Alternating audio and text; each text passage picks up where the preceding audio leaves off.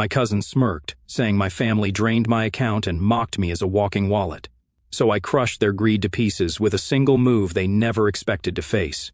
"You always did act like the wallet of the family," my cousin Josh said, clinking his glass and flashing the kind of smirk you usually reserve for someone you're about to humiliate on purpose.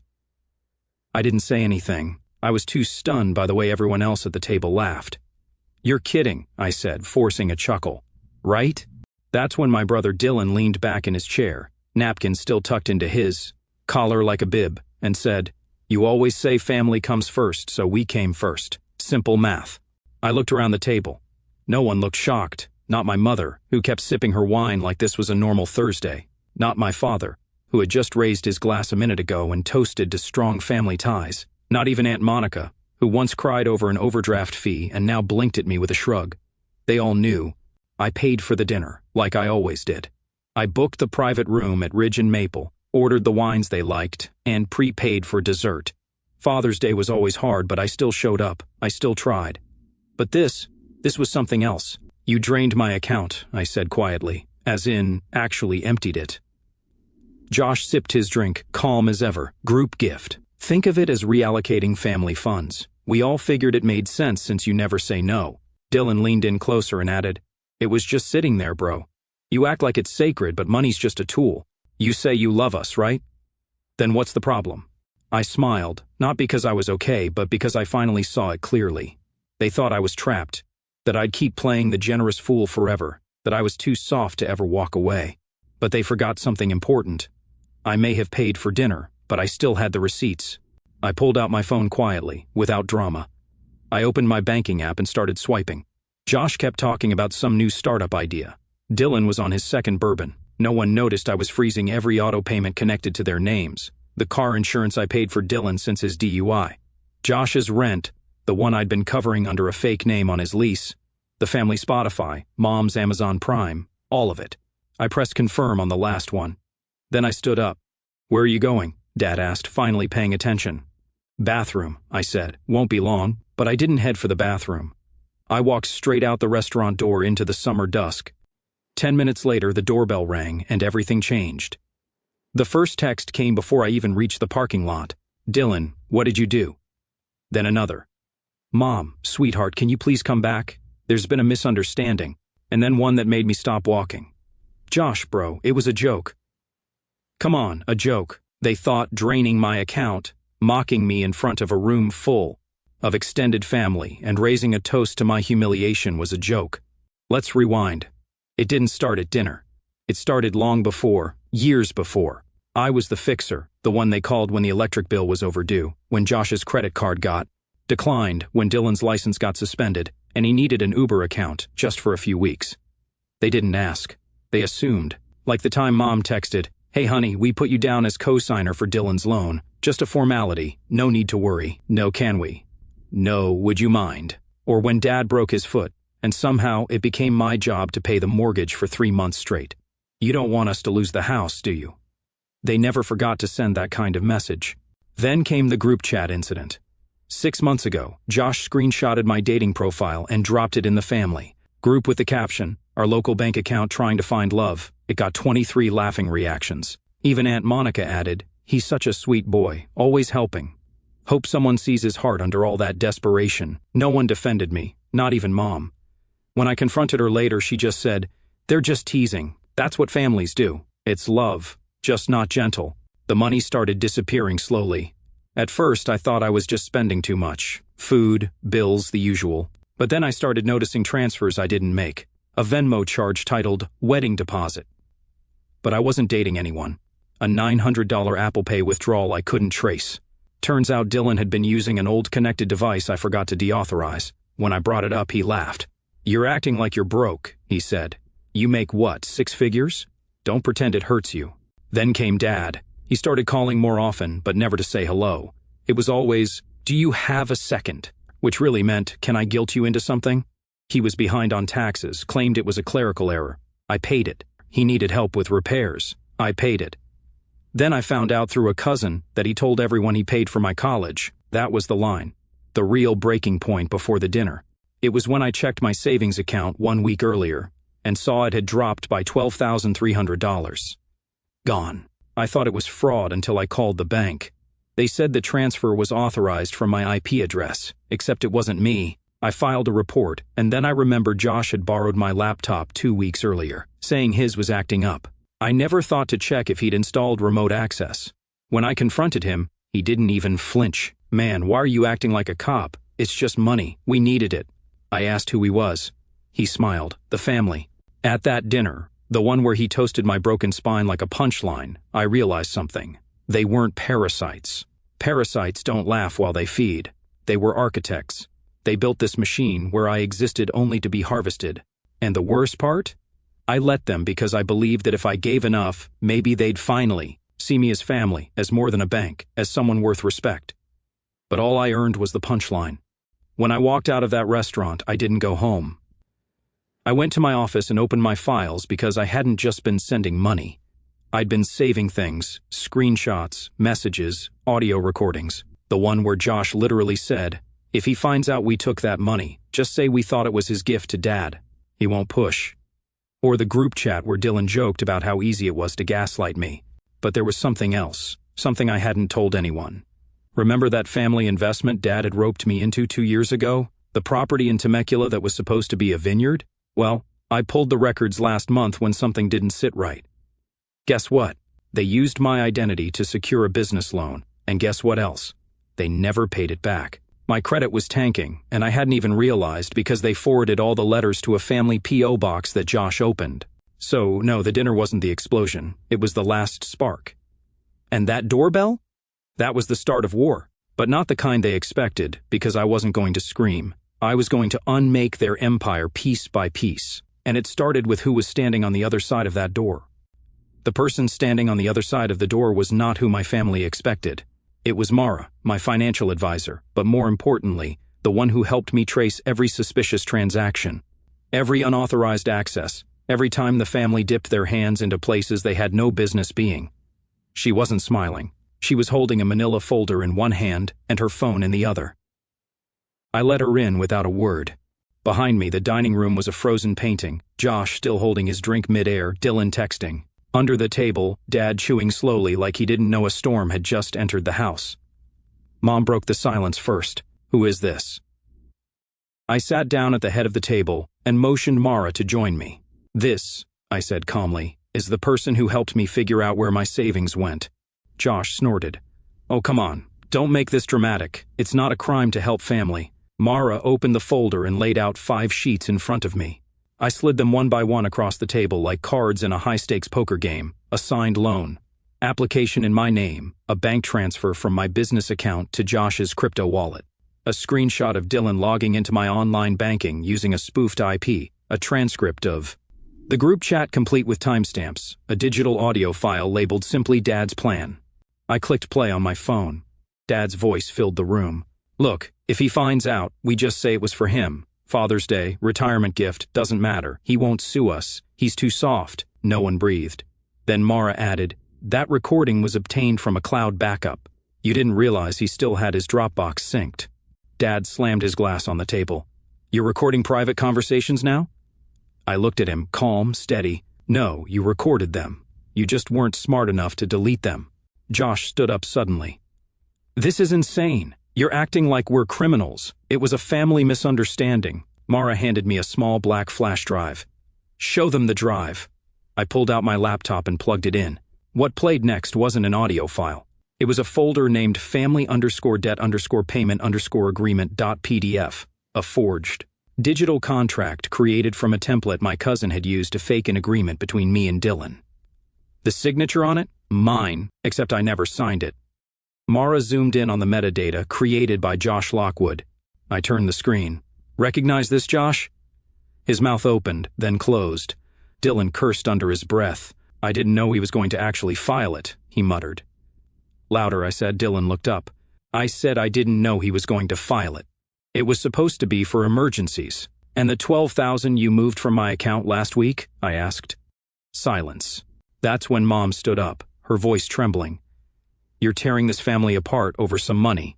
I laughed, that kind of laugh that sounds more like a sob snapping in half. "No, Mom, you did. When you all decided that love was measured in withdrawals.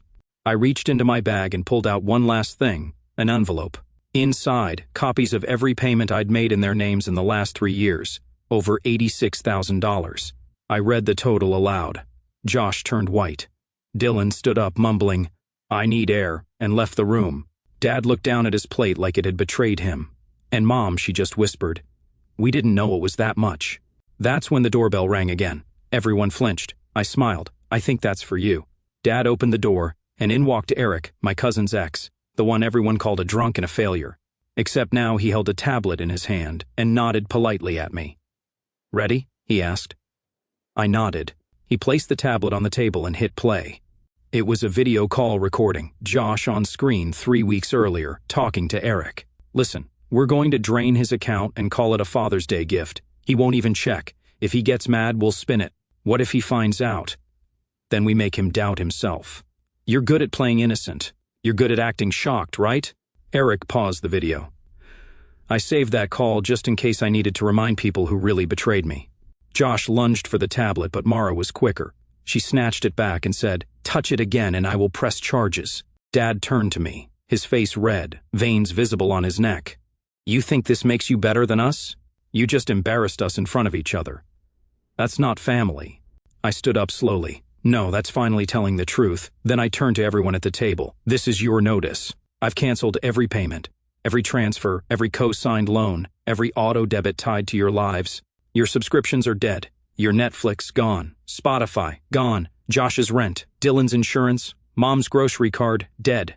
I let that sit. Then I added, "And tomorrow the IRS will receive a full report of the fraudulent loan taken in my name. Good luck with that audit, Dad." He lunged forward like he might actually hit me.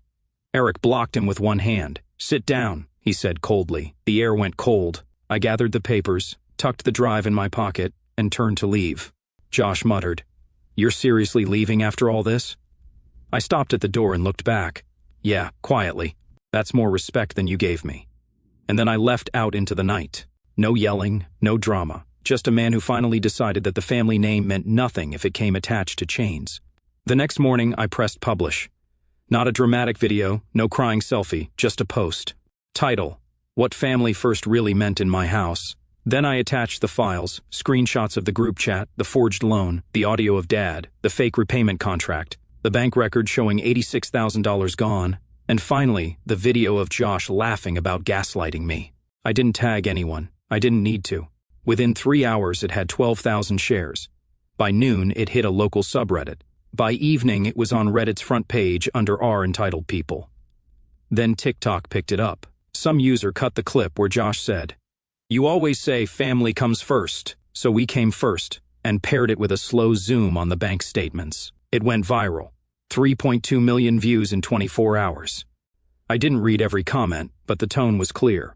Imagine mocking someone who literally funded your life. That smile at the dinner table? That's generational trauma snapping. Bro handled it like a boss. Quiet revenge is delicious. Who's the loser now, Josh? That evening, Dylan texted me 19 times. First, "We need to talk." Then, "That post is ruining us. Please delete it." And finally, "You think this is funny?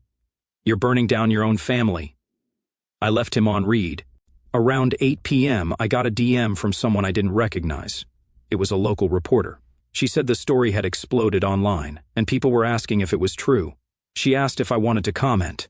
I sent her a single line. "Everything I posted has a paper trail, and you haven't seen half of it." She published the article that night.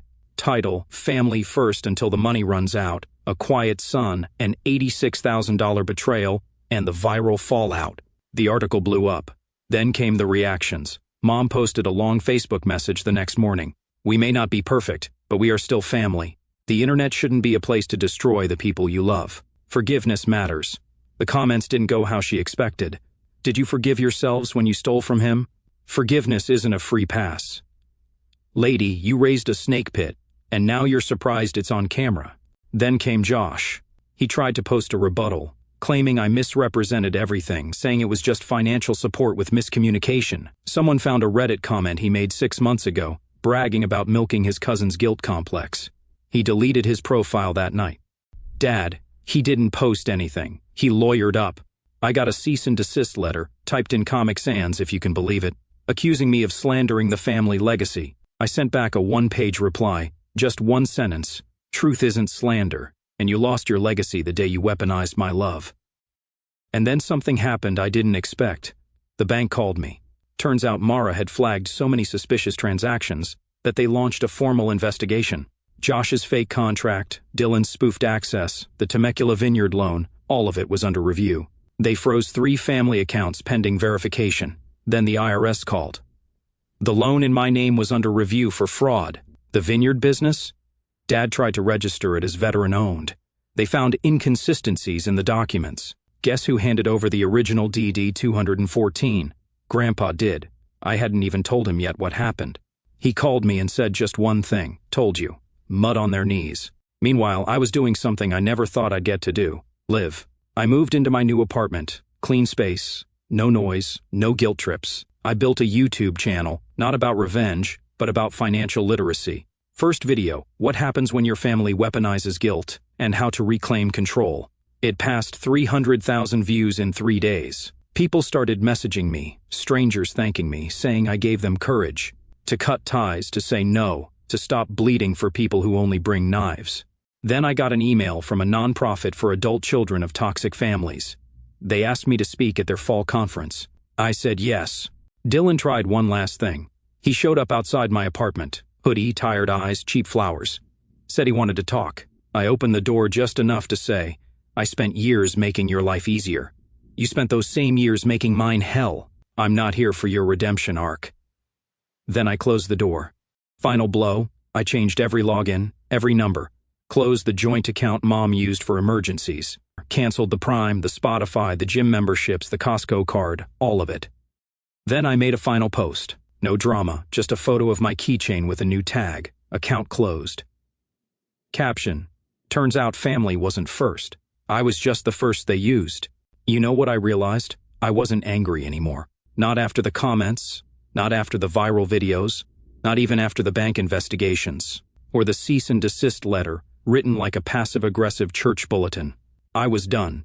Done pretending I was part of a family that only dialed my number when a bill was due. Done buying peace. With silence. Done accepting you're too sensitive as an apology for being treated like a wallet with a heartbeat. The last message I got from Mom was short: you've made your point. Can we please move forward? I didn't reply, but I did move forward, just not in her direction. I changed my number. New carrier, new SIM, no forwarding. Only 5 people have the new one. None of them share DNA with me. I took the YouTube channel full-time. Now it's a brand, debtless by design. First hoodie drop sold out in 48 hours. The old family Spotify? I replaced it with my own. First playlist title: Songs to Cut Toxic Ties To. Cover image: a screenshot of Dylan's "We Need to Talk" text. But my favorite part? The new storefront. You see, I took a portion of what I recovered, not much, just enough, and partnered with a local mental health nonprofit. We opened a small co-working cafe for survivors of toxic homes, for guilt-raised children who became adults with boundaries. It's clean, bright, safe. Name above the door: first place. And under that, in smaller font, because I always came last, not anymore. The ribbon cutting went viral again. Someone tagged Josh. He didn't comment. Dylan posted a story. Some people forget who fed them. I almost laughed. You didn't feed me. I paid for dinner. I paid for dessert. I even paid the tip and got spit in return. But now, I eat in peace. I live without sirens in my chest. I sleep without wondering who's going to message me at 2 a.m., asking for a quick $400, or reminding me of how much we did for you growing up. Let me say it loud. I am not a villain for choosing peace. I am not cruel for refusing to bankroll my own abuse. And most of all, I am not your redemption story. This story is about setting boundaries, not revenge. This isn't the part where I forgive you, and we all hug. This is the part where I thrive without you. This is the part where I say, you lost access to me.